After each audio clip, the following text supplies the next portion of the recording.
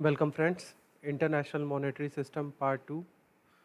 We are going to discuss the other institution like World Bank Group.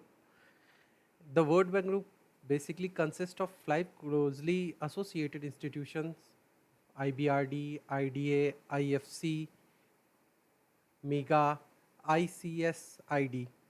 So in the first one, IBRD, that is called International Bank for Reconstruction and Development. This is the oldest World Bank institution. It was started in 1945 for reconstruction of war-ravaged region post-World War II and later for the development of middle-income, credit-worthy, poorer economies of world. Basically, India commenced lending from this institution in 1949. Then there is IDA, International Development Agency. It's a soft window of World Bank. It was set up in 1960.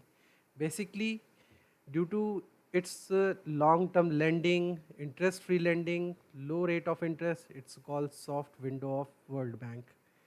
The third one is IFC, the International Finance Corporation.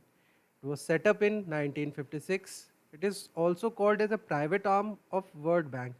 Basically, it lends money to the private sector companies of its member nation. So that's why it is called as a private arm of World Bank. The fourth one is MEGA, called the Multilateral Investment Guarantee Agency. It was set up in 1988.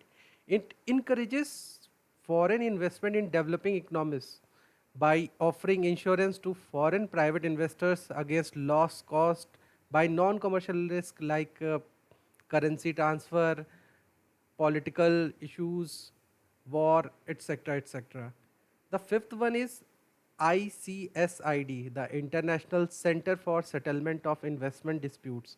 It was set up in 1966 under Convention on the Settlement of Investment Disputes between states and the national of other states. India is not the member of this particular convention, this institution. So these five members are the associate institution which only represent the World Bank.